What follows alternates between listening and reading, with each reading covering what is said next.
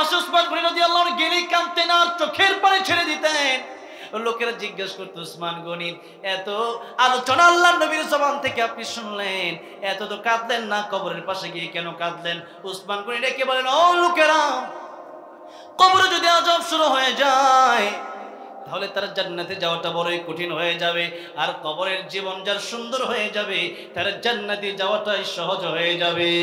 আর আল্লাহর কোরআন যারা পড়বে, আল্লাহর কোরআন যারা মেনে নেবে, এরা কবর থেকে নিয়ে জান্নাত পর্যন্ত সুখে শান্তিতেই থাকবে, তাদের কোনো টেনশন নাই, কোনো চিন্তা নাই। জোরে কর সুবহানাল্লাহ। কবরে যাওয়ার সাথে সাথেই কোরআন দাঁড়ায় যাবে।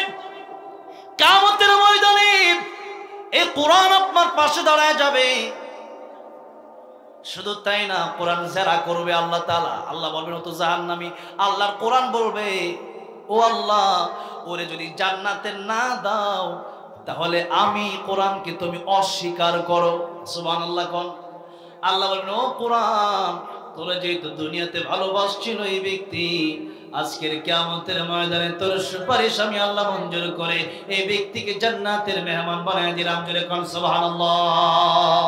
তাহলে এবার আসুন, যে কথা বলতেছিলাম, আল্লামাল কোরআন খালাকাল ইনসান। কোরআন না শিখলে প্রকৃতপক্ষে মানুষ হওয়া যায় না।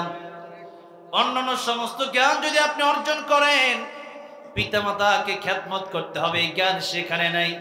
নামাজের জ্ঞান নাই, রোজার জ্ঞান নাই। আল্লাহ বলেন, ওমা উতিতুম মিনাল ইলমি ইল্লা কলিলা। তোমাদেরকে খুবই অল্প জ্ঞান আমি আল্লাহ দান করেছি। আর আল্লাহর যে জ্ঞান, এই কোরআনের যে জ্ঞান, এই কোরআনের জ্ঞান শেষ হবার মতো নয়। আফালা ইয়াতাদাব্বারুনাল কোরআন। আল্লাহর কোরআন নিয়ে আল্লাহ গবেষণা করতে বলেছেন। এই জন্য যত বড় বড় যারা বিজ্ঞানী রয়েছেন, আল্লাহর কোরআন গবেষণা করে তারা বিজ্ঞানী হয়েছেন। কোরআন যারা পড়ে, এদের মতো ব্রেনি, এদের মতো ট্যালেন্ট আর কোনো মানুষ আপনি পাবেন না। এই জন্য আল্লাহর কোরআন যদি আমরা শিখি, আল্লাহর কোরআন যদি আমরা শিখাই, তাহলে দুনিয়াতে শান্তি, পরকালে মুক্তি। আর আল্লাহর কোরআন যদি শেখাতে না পারি, এই দুনিয়াতেও আমাদের আযাবের কোনো শেষ নেই। দুনিয়াতে আযাব আর আযাব। আর আমরা আজকে কোরআন শিখেছি, এই জন্য মানুষ আমাদেরকে কত ভালোবাসে। এমপি মন্ত্রীকে মানুষ এত ভালোবাসে না আমাদেরকে যত ভালোবাসে, ঠিক কিনা? এই জন্য আমি মনে মনে আমার এখনো মাঝে মধ্যে কয়, তোমার বয়স হলে তুমি এমপিতে দাঁড়াইবে। আমি কই, দূর এমপির মধ্যে ছাত আর এমপির মধ্যে থপ, এমপি মন্ত্রী মুখে লিখা। আল্লাহর যে কোরআন শিখছে, এতে আল্লাহ মানুষ যেই দাম দেয়, মানুষ আসলে হৃদয় থেকে কলেজা দিয়ে আমাদেরকে ভালোবাসে, ঠিক কিনা? আলহামদুলিল্লাহি নাহমাদুহু ওয়া নাস্তাঈনুহু ওয়া নাস্তাগফিরুহু ওয়া নাউযু বিল্লাহি মিন শুরুরি আনফুসিনা ওয়া মিন সাইয়্যাতি আমালিনা। من يهده الله فلا مضل له ومن يضلله فلا هادي له ونشهد أن لا إله إلا الله وحده لا شريك له ونشهد أن سيدنا ومولانا محمدا عبده ورسوله الذي أرسله بالحق بشيرا ونذيرا وداعيا إلى الله بإذنه وسراجا منيرا. أما بعد فقد قال الله تعالى في كلامه المجيد وفي فرقانه الحميد: أعوذ بالله من الشيطان الرجيم. بسم الله الرحمن الرحيم. الرحمن علم القرآن خلق الإنسان. صدق الله العظيم. وقال رسول الله صلى الله عليه وسلم: خيركم من تعلم القرآن وعلمه وقال تعالى في شان حبيبه إن الله وملائكته يصلون على النبي يا أيها الذين آمنوا صلوا عليه وسلموا تسليما اللهم صل على محمد وعلى آل محمد كما صليت على إبراهيم وعلى آل إبراهيم إنك حميد مجيد اللهم بارك على محمد وعلى آل محمد كما باركت على إبراهيم وعلى آل إبراهيم إنك حميد مجيد ঐতিহ্যবাহী বগুড়া শেরপুর দারুল আমিন আইডিয়াল মাদ্রাসা আমার অত্যন্ত মোহাব্বতের কলিজার হৃদয়ের ভালোবাসার আল্লামা দেলোয়ার হোসেন সাইদি রহমতুল্লাহ আলাইহির প্রতিচ্ছবি মাওলানা আব্দুল আলামিন প্রতিষ্ঠিত দারুল আমিন আইডিয়াল মাদ্রাসার শুভ উদ্বোধন উপলক্ষে কিরাত হিফজ সম্মেলন ও তাফসির মাহফিলের আজকের সম্মানিত সভাপতি এবং প্রধান অতিথি জনাব শামীম বিন সাইদি হাফিজাহুল্লাহ এবং উদ্বোধক আল্লামা সৈয়দ কামালউদ্দিন জাফরি হাফিজাহুল্লাহ উপস্থিত রয়েছেন মঞ্চে আমার অত্যন্ত কাছের ভালোবাসার বাংলাদেশের হাজার হাজার হাফেজ আলেম গড়ার কারিগর হাফেজ আলেমদের উস্তাদ যিনি মাথার মুকুট যিনি আমাদের উস্তাদ মাওলানা জাফর আহমদ মজুমদার হাফিজাহুল্লাহ কোরআন তেলাওয়াত করে আমাদেরকে ধন্য করেছেন বারবার বিশ্বজয়ী হাফেজ কোরআন আমার অত্যন্ত প্রিয় আমার ছাত্র ভাই হাফেজ মাওলানা জাকারিয়া এবং একটু আগে এত সুন্দর কোরআন তেলাওয়াত করছিলেন আমাদের হৃদয় গলে গিয়েছে আমার অত্যন্ত কাছের বন্ধুবর হাফেজ মাওলানা নাজমুস সাকিব ভাই লম্বা সময় ধরে রাত বাজে 11:30 এত লম্বা সময় আপনারা যারা বসে আছেন আল্লাহ যেন আজকের এই মাহফিল কবুল করেন মঞ্জুর করেন আল্লাহ যেন কাল কিয়ামতে আমাদেরকে একসাথে নবীর সাথে জান্নাতের মালিক বানায় দেন জোরে জোরে পড়েন আমিন আমি খুতবার শুরুতে বলেছিলাম খুবই অল্প সময় তেলাওয়াত করব যেহেতু আপনারা বসেছেন এই মানুষগুলো যদি ছোট্ট একটা মাঠ হতো তাহলে অনেক মানুষই দেখা যেত আমি আপনাদের ধৈর্যের বাঁধ ভাঙার চেষ্টা করব না তবে যেহেতু আমাকে বড়রা আদেশ করেছেন যে তুমি আজকের মাহফিলের শেষ আলোচনাটা তুমিই করবা এই জন্য তাদের আবদার তাদের অনুরোধ রাখতে গিয়ে আজকের এই প্রোগ্রাম আমি প্রায় 5 দিন ধরে প্রোগ্রাম করি আমার ডেঙ্গু হয়েছিল আজকে সেই বিছানা থেকে উঠে আমি এসেছি প্রোগ্রাম করার জন্য তো যাই হোক আল্লাহ যেন আমার শিফায়ে কামেল আজলা দান করেন বাংলাদেশের অসংখ্য আলেম অসুস্থ আল্লাহ যেন প্রত্যেককে শিফায়ে কামেল আজলা দান করেন পড়েন আমিন আল্লাহ তাআলা দারুল আমিন আইডিয়াল মাদ্রাসাকে কিয়ামত পর্যন্ত কবুল মঞ্জুর করেন বলেন আমিন এই মাদ্রাসা থেকে অসংখ্য আল্লামা সাইদি বীর করেন বলেন আমিন আলোচনা শুরু করতে যাচ্ছি সূরা রহমানের প্রথম 3 খানা আয়াত দিয়ে আপনাদের সামনে খুতবার মাধ্যমে এই আয়াতগুলো আমি স্পষ্ট করেছি আল্লাহ তাআলা বলেন আর-রহমানু আল্লামাল কুরআন খালাকাল ইনসান রহমান তিনি কোরআন শিখালেন যিনি খালাকাল ইনসান মানুষ বানালেন যিনি খুবই অল্প সময়ের ভিতরে এই কথাগুলো শেষ করে দেব তাফসীর লম্বা করব না প্রথমেই আসি আমরা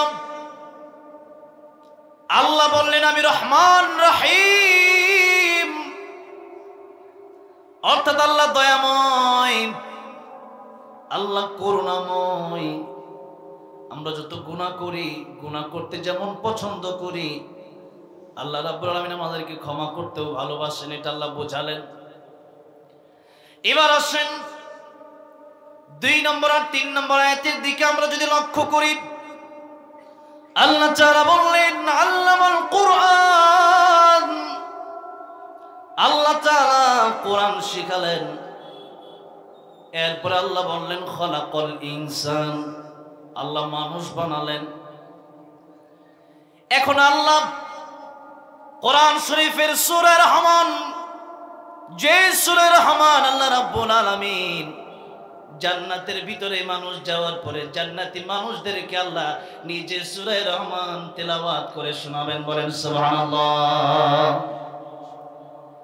জান্নাতে যাওয়ার পর আল্লাহ মানুষকে জিজ্ঞাসা করবেন, ও জান্নাতীরা, তোমাদের কি আর কোনো চাওয়া পাওয়া বাকি আছে নাকি? জান্নাতীরা বলবে, আল্লাহ আর কোনো চাওয়া পাওয়া আমাদের বাকি নাই। কোরআন শরীফে যা যা বলেছিলেন তার চাইতে ৯৭ গুণ বেশি আমরা পেয়েছি। কিন্তু নবীরা চুপ করে থাকবেন। আল্লাহর ওলি আব্দুল কাদের জিলানী রাহমাতুল্লাহ আলাইহি দুনিয়ায় থাকতে তিনি একটা শের বলতেন, जन्नत दोज़ख से यार भी क्या करूं, जन्नत दोज़ख से यार भी क्या करूं, आरज़ू है मैं तुझसे देखा करूं। আল্লাহ তাআলা জান্নাত দিয়ে আমি কি করব? দিয়ে দিও জাহান্নামে। জাহান্নামে যদিও তুমি আমার দিয়ে দাও, আর ওই জাহান্নামের ভিতরে থেকে যদি তুমি আল্লাহরে আমি একটা নজর দেখতে পারি, আমি আব্দুল কাদের জিলানীর অন্তরে আর কোনো দুঃখ থাকবে না। সুবহানাল্লাহ বলেন। সে কথাই জান্নাতে যাওয়ার পরেও মানুষ বলবে, আল্লাহ जन्नत दोज़ख से यार भी क्या करूं, जन्नत दोज़ख से यार भी क्या करूं, आरज़ू है मैं तुझसे देखा करूं। आय अल्लाह दुनियाते बाड़ी गाड़ी नाइर अभाव छिलो ना, জান্নাতে আসছি শুধু জান্নাত পাওয়ার আশায় না, তোমার দেখার আশায় জান্নাতের ভিতরে এসেছি। যতক্ষণ পর্যন্ত তোমারে আমরা না দেখতে পারবো ততক্ষণ পর্যন্ত জান্নাতের কোনো পাওয়াই আমাদের পাওয়া হবে না। আল্লাহ বলবেন, ও জান্নাতীরা, আজকে একটা কোরআনের মাহফিল হবে, ওই কোরআনের মাহফিলে আমি আল্লাহ রাব্বুল আলামিন তোমাদের সাথে দেখা দিয়ে দিব। দুনিয়ার মানুষের জন্য, দুনিয়ার মানুষের চেহারা দেখে পাগল হয়ে মানুষ আত্মহত্যা করে। এবার বলেন, আল্লাহর চেহারা দেখলে ভালো লাগবে না খারাপ লাগবে? কম ভালো না বেশি ভালো? সেই ভালোর কোনো শেষ নাই। আল্লাহ রাব্বুল আলামিন তিলাওয়াত জান্নাতের মাহফিলে শুরুতেই বলবেন, দাউদ আজকে তুমি কোরআন থেকে তেলাওয়াত করো। দাউদ আলাইহিস সালাম কোরআন থেকে তেলাওয়াত করবেন, সূরা তাহা তেলাওয়াত করবেন। মানুষ কোরআন তেলাওয়াত শুনে মুগ্ধ হয়ে যাবে। দাউদ আলাইহিস সালামকে আল্লাহ বলবেন, স্টপ, থামুন, এখন কোরআন তেলাওয়াত করবে আমার পয়গম্বর, আমার হাবিব রাহমাতুল লিল আলামিন মুহাম্মদ রাসূলুল্লাহ সাল্লাল্লাহু আলাইহি সাল্লাম। নবীজি কোরআন শরীফের সূরা ইয়াসিন থেকে তেলাওয়াত শুরু করে দিবেন। মানুষেরা পাগল পাড়া হয়ে কোরআনের সুর শুনতে থাকবে। যে কোরআনের সুর শুনে কাফির বেঈমানেরা কালিমা পড়ে মুসলমান হয়ে গিয়েছিল। বলেন সুবহানাল্লাহ। নবীজি তেলাওয়াত করতে থাকবেন, হাজার হাজার বছর চলে যাবে, কোরআন তেলাওয়াত শেষ হয় না। কি যে মধুর সুর। এরপরেও আল্লাহ নবীকে বলবেন, নবী গো কোরআন তেলাওয়াত এবার আপনি থামান। এবার আল্লাহ রাব্বুল আলামিন জান্নাতীদেরকে জিজ্ঞাসা করবেন, জান্নাতীরা, এতক্ষণ যে কোরআন তেলাওয়াত তোমরা শুনেছো কেমন লেগেছে? আয় আল্লাহ, এমন মধুর সুরে কোরআন তেলাওয়াত জীবনেও শুনি নাই। আল্লাহ বলবেন, ও জান্নাতীরা, দাউদ পয়গম্বর কোরআন তেলাওয়াত করে শুনিয়েছেন, আমার বন্ধু বিশ্বনবী রাহমাতুল লিল আলামিন কোরআন তেলাওয়াত করে শুনিয়েছেন। আর যে কোরআন আমি আল্লাহ নাজিল করেছি, ওই কোরআন যদি আমি আল্লাহ তোমাদেরকে আজকে তেলাওয়াত করে শোনাই তাহলে তোমাদের কেমন লাগবে? মানুষ বলবে, আল্লাহ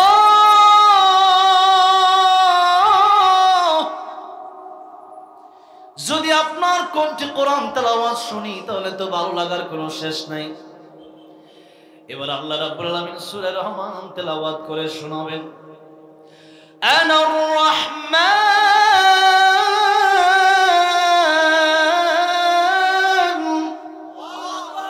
আল্লামাল কুরআন।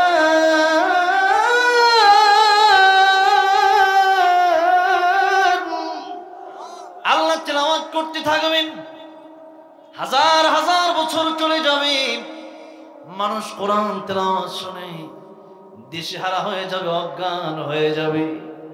অনেক লম্বা ঘটনা। আল্লাহ যেই সূরা জান্নাতের মধ্যে জান্নাতি মানুষদেরকে পড়ে শোনাবেন, ওই সূরাটা আল্লাহ নাজিল করেন এইভাবে যে আল্লামাল কুরআন খালাকাল ইনসান। আমি আল্লাহ কোরআন শিখালাম, মানুষ বানালাম। অথচ আমরা জানি যে মানুষ দুনিয়াতে আমরা আসলাম আগে, এরপরে না আমরা কোরআন শিখলাম। এখন এই দুই আয়াতের ব্যাখ্যায় মুফাসসিরিনে কেরামগণ কি বললেন? মুফাসসিরিনে কেরামগণ বললেন, আসলে মানুষের ঘরে জন্ম নিলে আসল মানুষ হওয়া যায় না, জন্মগত মানুষ হওয়া যায়, গুণগত মানুষ হওয়া যায় না। মানুষের ঘরে জন্ম নিয়েছে আসাদ নূর, মানুষের ঘরে জন্ম নিয়েছে তাসলিমা নাসরিন, মানুষের ঘরে জন্ম নিয়েছে খুনি হাসিনা। কিন্তু মানুষের ঘরে জন্ম নিয়ে তারা মানুষ হতে পারে নাই, বরং কুত্তার চাইতে নিকৃষ্ট হয়েছে। তারা বাংলাদেশ থেকে পালিয়েছে। তারা ঠিক কিনা জুড়ে বলেন? ঠিক তেমনি ভাবে এই দারুল আমিন আইডিয়াল মাদ্রাসা যদি আপনার সন্তানকে যদি আপনি দিতে পারেন, এই কোরআনের শিক্ষা যদি অর্জন করতে পারে, এই কোরআনের আলোয় যদি তারা আলোকিত হতে পারে, কমপক্ষে সন্তান কোনদিন আসাদ নূর তাসলিমা নাসরিনের মতো নাস্তিক হবে না, হাসিনার মতো খুনি হবে না। এই জন্য আজকে যখন আমাদের সন্তান জন্ম নেয়, তখন সন্তানদেরকে যদি আমরা কোরআন যদি না পড়াই, এই দুটি আয়াতের মাধ্যমে বোঝা গেল কোরআন না পড়লে জন্মগতভাবে মানুষ হওয়া যায়। আরে খাইতে তো পারে গরু, ছাগলও খাইতে পারে। গরু ঘুমায়, ছাগলও ঘুমায়, মানুষও ঘুমায়। গরু ছাগল কুকুরও বাচ্চা জন্ম দেয়, আপনিও বাচ্চা জন্ম দেন। তাহলে গরু ছাগল আর আপনার মধ্যে পার্থক্যটা কোথায়? কোরআনের জ্ঞান যার মধ্যে নাই, আল্লাহ বললেন লাহুম কুলুবুল লা ইয়াফকাহুনা বিহা ওয়া লাহুম আ'য়ুনুল লা ইউবসিরুনা বিহা ওয়া লাহুম আযানুল লা ইয়াসমাউনা বিহা উলাইকা কাল আন'আমি বাল হুম আদাল উলাইকা হুমুল গাফিলুন।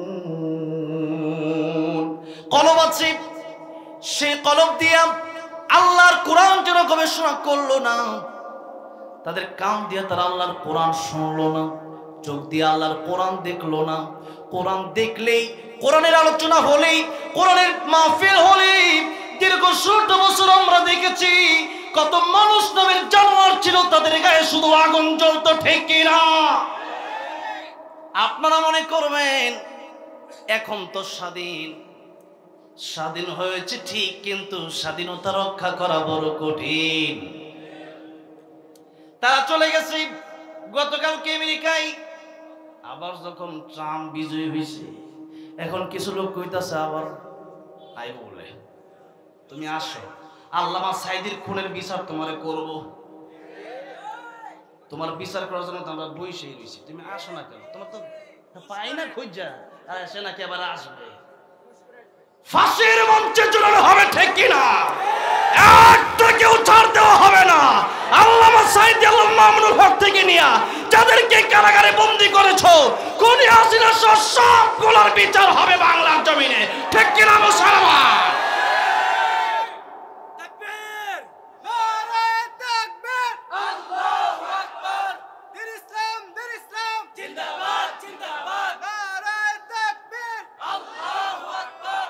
আমি এই তো ৪-৫ দিন আগে টাঙ্গাইলের কালীহাতি একটা প্রোগ্রামে গেলাম। আমার আগে প্রায় 1 ঘন্টা কাদের সিদ্দিকী ভাই লতিফ সিদ্দিকী আলোচনা করল।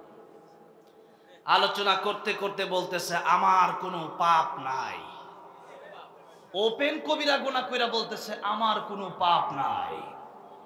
এরপরে মোল্লা হুজুর এই আবার কি এত কিছু দরকার আছে নাকি? ইসলাম কি পোশাকে নাকি? ইসলাম মনে মনে থাকলেই হইছে। তুই মনে মনে ভাত খাইস, তুই কিনা চাউল খাইস না। তো মমতাজের মতো কথা কস। মমতাজ বলছিল, মমতা শিল্পী মজার বাউল্লা কটা গান গায়, আউল্লা বাউল্লা জাউল্লা কটা গান গায়। ওরা বলছিল আমাদের নামাজ তো মনের নামাজ বড় নামাজ। শয়তানের করে তোরেও 3 দিন রেখে কোনো খাবার দেওয়া হবে না, তুই মনে মনে কলা খাবি 3 দিন। এরপরে খাবার চাইলে পানি চাইলে জুতার বাড়ি দেওয়া হবে, শুধু জুতার বাড়ি। খাইতে গেলে মনে মনে খাওয়া যায় না, মুখ দিয়ে খাওয়া লাগে। আর নামাজ পড়তে গেলে বলি মনে মনে পড়বা।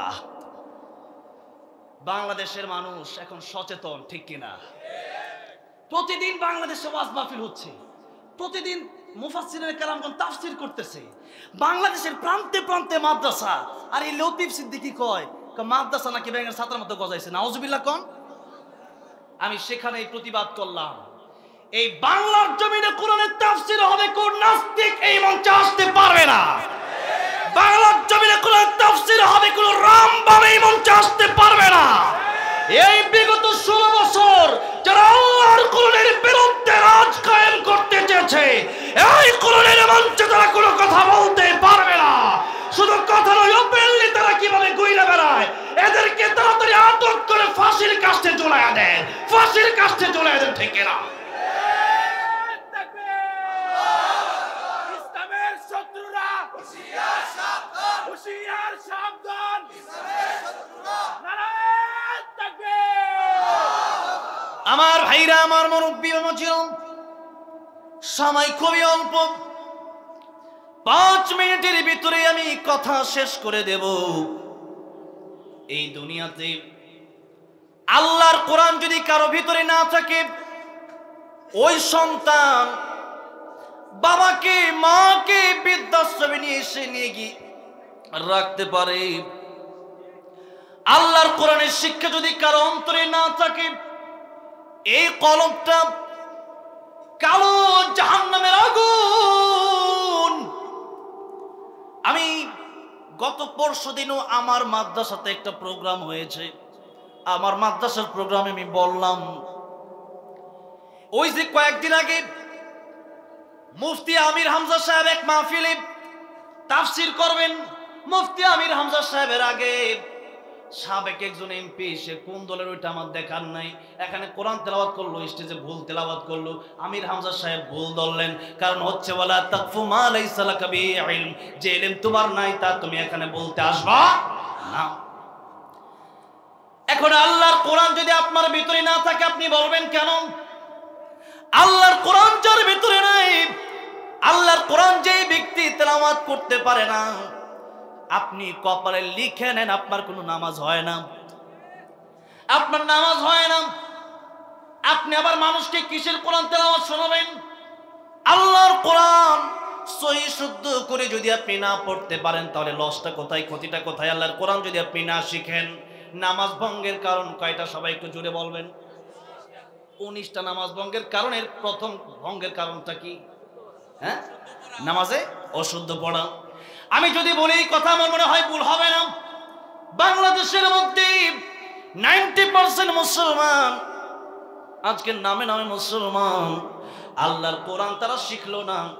আজকে যদি আপনাদের সবাইকে আমি প্রশ্ন করি, আল্লাহর কোরআনটা দাঁড়ায় দাঁড়ায় আমার একটা সূরা শোনান, আল্লাহর কোরআন হয়তো সবাই আমরা শোনাতে পারবেন না। বড় আফসোস, 70 বছর 80 বছর 90 বছর হয়ে গেল, এখনো কি আল্লাহর কোরআন শেখার প্রয়োজন আপনি মনে করলেন না? অথচ নামে নামে আপনার নাম আব্দুর রহমান, আব্দুর রহিম। এই জন্য কবি বলেছেন, নামে মুসলমান নাকি কামে মুসলমান তুমি, নামে মুসলমান নাকি কামে মুসলমান।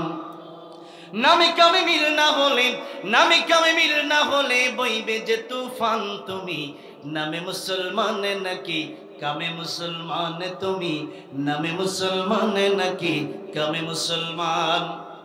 নাম রেখেছে আব্দুর রহিম, কালমা জানে না, এই সমাজে এমন লোকের সংখ্যা অগণা। ঠিক না? নাম রেখেছে আব্দুর রহমান, নামাজ পড়ে না, এই সমাজে এমন লোকের সংখ্যা অগণা। এমন সমাজ বদলাতে কে, এমন সমাজ বদলাতে কে রাখবে অবদান তুমি? নামে মুসলমান নাকি কামে মুসলমান তুমি? নামে মুসলমান নাকি কামে মুসলমান? এই জন্য নামের সাথে কাজেও মুসলমান হওয়ার দরকার আছে না নাই?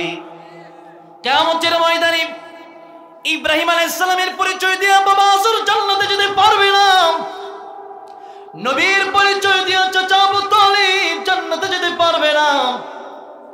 নবীর পরিচয় দিয়ে স্ত্রী জান্নাতে যেতে পারবে না। নূহ আলাইহিস সালামের ছেলে বাবার পরিচয় দিয়ে জান্নাতে যেতে পারবে না। এই যে নিজের আমল নিজে করেন, নিজের ঈমান নিজে ঠিক করেন। আল্লাহ বলছেন ইয়া আইয়ুহাল্লাযীনা আমানু কু আনফুসাকুম ওয়া আহলিকুম নারা। হে ঈমানদারেরা, নিজেরা জাহান্নামের আগুন থেকে বাঁচো, পরিবারকে তোমরা জাহান্নামের আগুন থেকে বাঁচাও। আমাকে জিজ্ঞাসা করেন যদি কিভাবে জাহান্নামের আগুন থেকে বাঁচাবো, সমস্ত মুফাসসিরে কেরামগণ একমত, আল্লাহর কোরআন যদি শিখাতে পারেন, নবীর সুন্নাহ যদি শিখাতে পারেন, সন্তানটা জাহান্নাম থেকে বেঁচে যাবে। আর আল্লাহর কোরআন নবীর সুন্নাহ যতক্ষণ পর্যন্ত না শিখাবেন, এই সন্তান জান্নাতে যাবে না। শুধু তাই নয়, কিয়ামতের ময়দানে এই সন্তান যদি জাহান্নামে যায়, এই সন্তান জাহান্নামে যাওয়ার প্রধান একটা কারণ হবে যে তার বাবা মা তারা আল্লাহর কোরআন শিক্ষা দেয় নাই। এই জন্য আপনি ডক্টর বান, ইঞ্জিনিয়ার বান, ব্যারিস্টার, উকিল, আপনি যা বলে চাই বানান, কিন্তু আল্লাহর কোরআন প্রাথমিকভাবে মুসলমান হিসেবে শিক্ষা দেওয়ার দরকার আছে না নাই? আজকে আমরা আল্লাহর কোরআন শিক্ষা দিতে রাজি না। মনে করি আল্লাহর কোরআন শিক্ষা দিলে মনে হয় রিজিক আসবে না। আরে না, রিজিকের মালিক তো আমার আল্লাহ। পৃথিবীর কার বাপের ক্ষমতা আছে নাকি যে একটা চাউল সে ব্যক্তি বানাবে? বানাতে পারবে কেউ? একটা মুরগি, যে মুরগি প্রতিদিন খান, কেউ কি বানাতে পারবে একটা মুরগি? কেউ একটা মাছ বানাতে পারবে? তো সব খাবারই তো আমার আল্লাহ দিচ্ছেন। আমরা তো কোরআন পড়েছি, না খায় তো মরি নাই, বরং দাওয়াতের অভাব নাই, খাওয়ার অভাব নাই। হুজুর জিগায় দেখেন কয়দিন না খায় রইছে। আর আপনার ঘরে 40 পদের খাবার আছে, কিন্তু আপনি যাবার চাইলে রুটি ছাড়া কিছু খেতে পারেন না।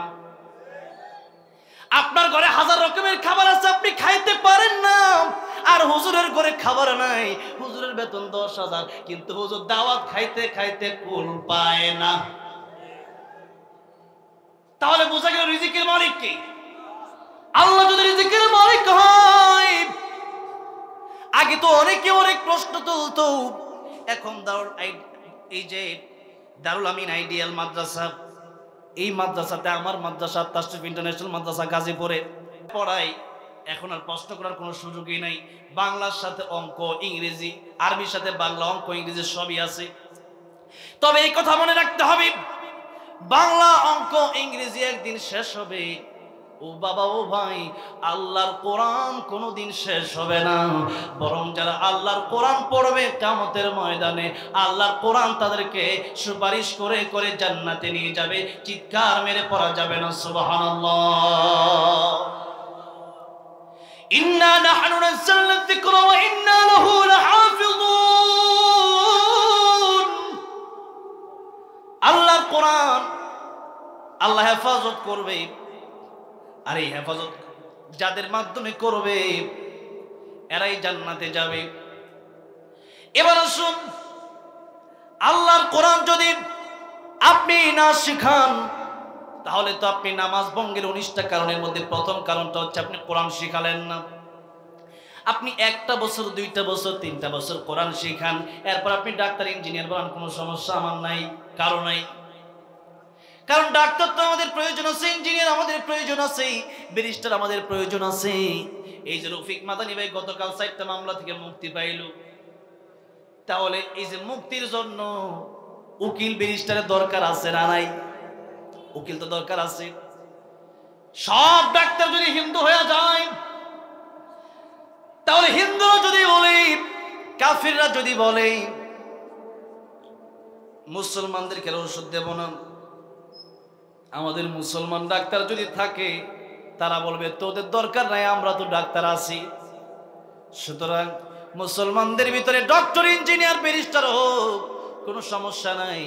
কিন্তু যেহেতু আপনার কাছে আপনি এত সুন্দর একটি মাদ্রাসা পেয়েছেন, আজকে দারুল আমিন আইডিয়াল মাদ্রাসায় যখন আসলাম, আমার মনে হলো উত্তরবঙ্গের শ্রেষ্ঠ মাদ্রাসা। এই মাদ্রাসাটা আলহামদুলিল্লাহ বলেন, যোগ্য একজন মানুষ, এত সুন্দর যার তিলাওয়াত, এত সাবলীল যার ভাষা, মাওলানা আব্দুল আমিন, যাকে আমি এত ভালোবাসি আল্লামা সাইদের জন্য।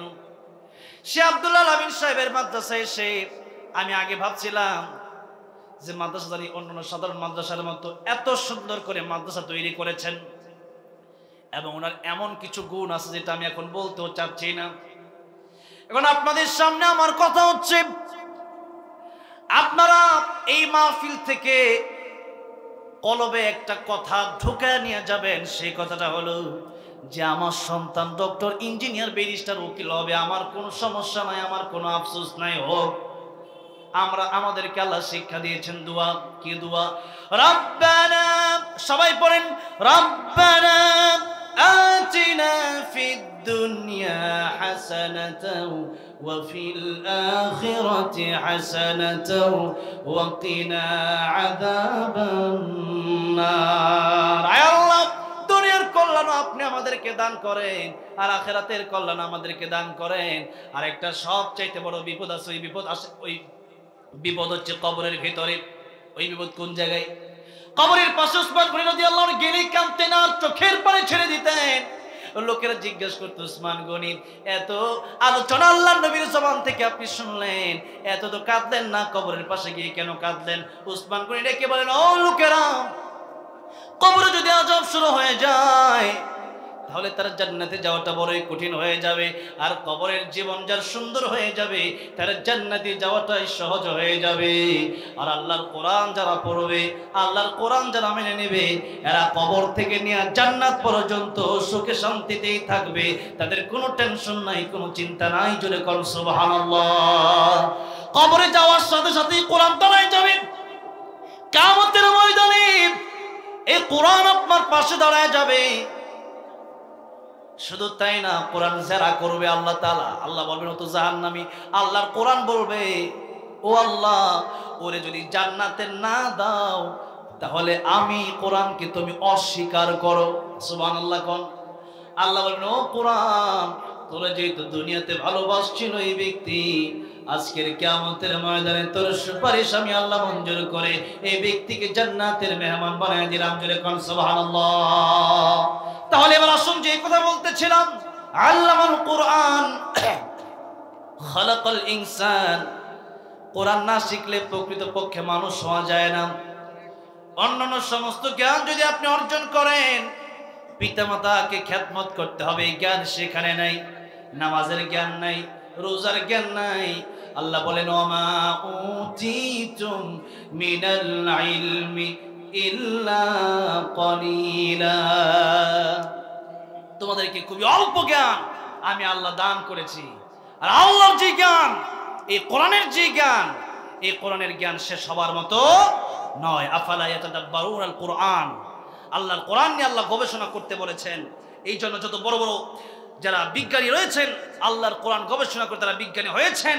কোরআন যারা পড়ে, এদের মতো ব্রেনি, এদের মতো ট্যালেন্ট আর কোনো মানুষ আপনি পাবেন না। এই জন্য আল্লাহর কোরআন যদি আমরা শিখি, আল্লাহর কোরআন যদি আমরা শিখাই, তাহলে দুনিয়াতে শান্তি, পরকালে মুক্তি। আর আল্লাহর কোরআন যদি শেখাতে না পারি, এই দুনিয়াতেও আমাদের আযাবের কোনো শেষ নেই। দুনিয়াতে আযাব আর আযাব। আর আমরা আজকে কোরআন শিখেছি, এই জন্য মানুষ আমাদেরকে কত ভালোবাসে। এমপি মন্ত্রীকে মানুষ এত ভালোবাসে না আমাদেরকে যত ভালোবাসে, ঠিক কিনা? এই জন্য আমি মনে মনে আমার এখনো মাঝে মধ্যে কয়, তোমার বয়স হলে তুমি এমপিতে দাঁড়াইবে। আমি কই, দূর এমপির মধ্যে ছাত আর এমপির মধ্যে থক, এমপি মন্ত্রী মুখে লিখা। আল্লাহর যে কোরআন শিখছে, এতে আল্লাহ মানুষ যেই দাম দেয়, মানুষ আসলে হৃদয় থেকে কোলে যদি আমাদেরকে ভালোবাসে, ঠিক কিনা? আর তোরা এমপি মন্ত্রী হস, আমাদের একজন মুফাসসির দৃষ্টান্ত দিতেন, ওদের সালামের স্টাইল ভিন্ন। স্টাইল কি? এক হাতে এমনি দেয় আর নিচে পাও দিয়ে বাড়ি দেয়। যে এই যে এখন সালামের স্টাইল এইভাবে, আর এমপিগিরি শেষ হয়ে গেলে পরে নিচেরটা, ঠিক কিনা? বুঝেন নাই? এতদিন 15 বছর খুব শান্তি, 15 বছর পরে এখন অবস্থা খারাপ, দেশেই থাকা যায় না। এই শান্তি দরকার আছে। আল্লাহর কোরআন শিখবো, ইহকাল শান্তি পরকাল মুক্তি। সেই কোরআন, সেই ঐশী বাণী আমাদের শিখার প্রয়োজন আছে না নাই? আল্লাহ আমাদেরকে সেই কোরআন শিখে জাহান্নাম থেকে মুক্তি পেয়ে জান্নাতে গিয়ে আল্লাহর দিদার আমাদেরকে নসিব করে দেন, বলেন আমিন। আল্লাহর কোরআনকে আজকে আমরা বুঝি না, অথচ একজন হিন্দু কবি, একজন হিন্দু কবি নকুল কুমার বিশ্বাস, তিনি একটি গান লিখেছেন। তিনি লিখেছেন, যদি আগুন লেগে ধ্বংস হয়ে যায়, ধ্বংস হয়ে যায়,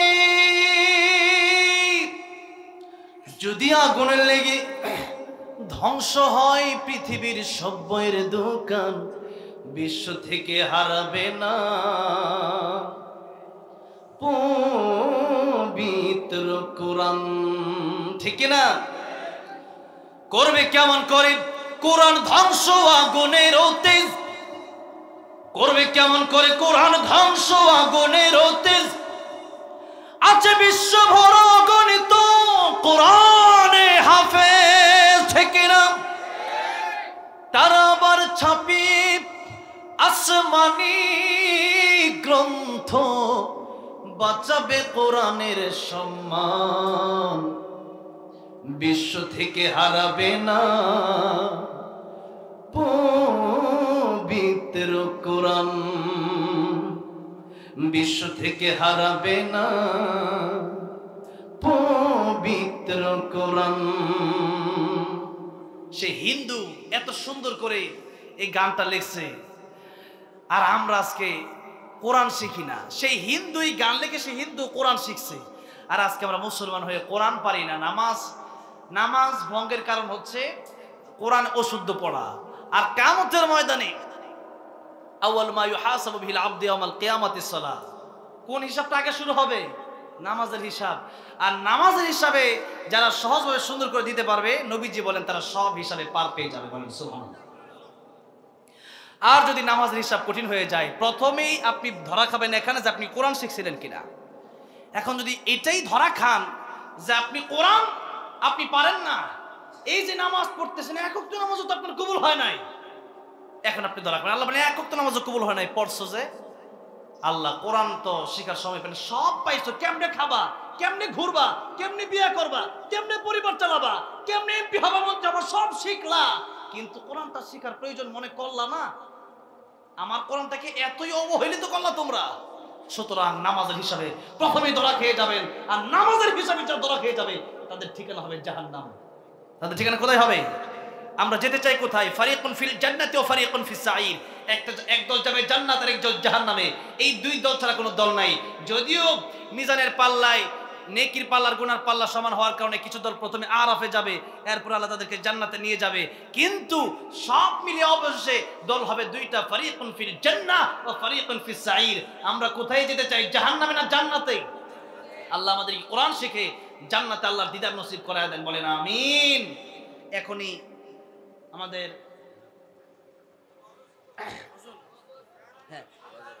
ঠিক 12টা বেজে গেছে। হ্যাঁ,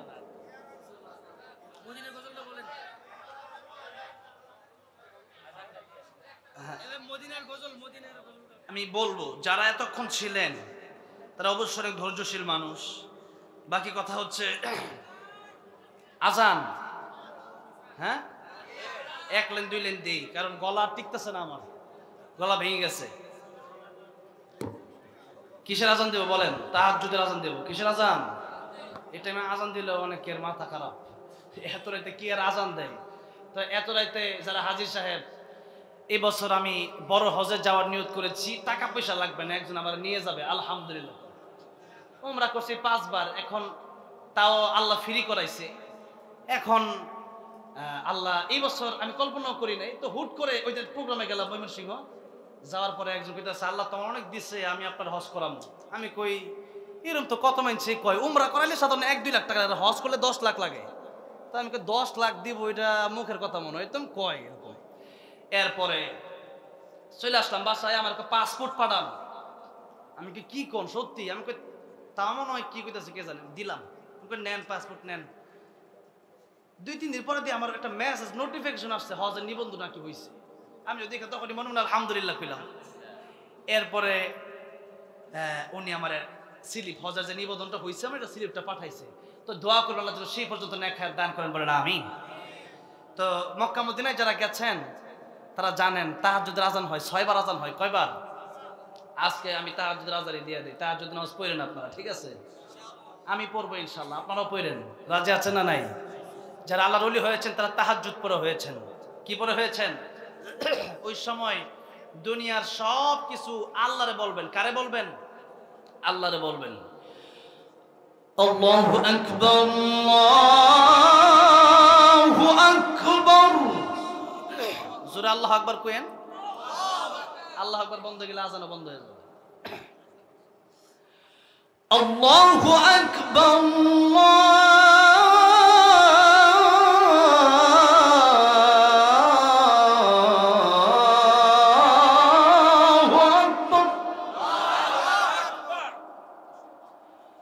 أشهد أن لا إله إلا الله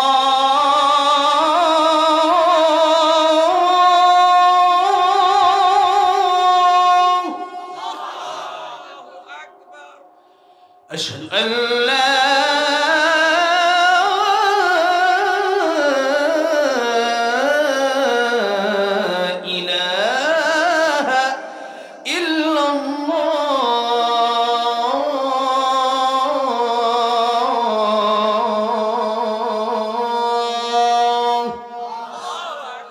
أشهد أن محمدا رسول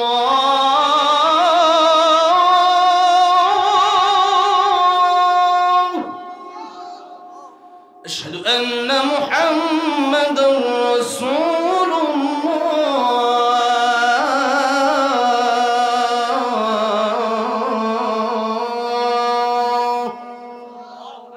এই পর্যন্তই থাক, আবার আরেকদিন পুরোটা দিব না ইনশাআল্লাহ।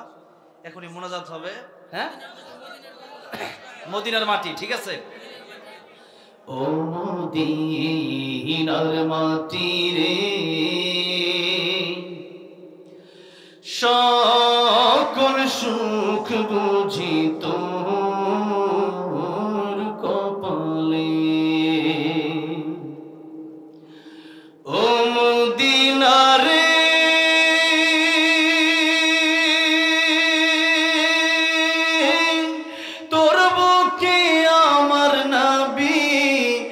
যার লাগি পাগল সবই, যার তরে হইল সৃষ্টি ত্রিভুবন। কাঁদি আমি সারাক্ষণে, কখন যাব সেখানে, সহে না আর পরাণে।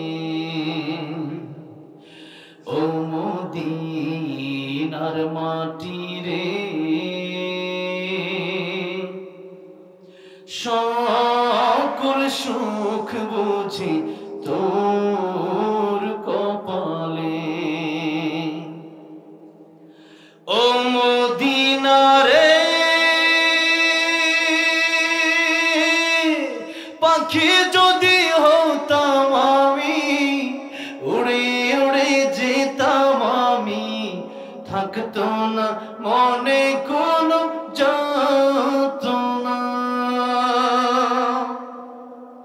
দেহে নাই পাখায় আমার, সাথে নাই টাকায় আমার, কেমনে কেমনে যাব সেখানে।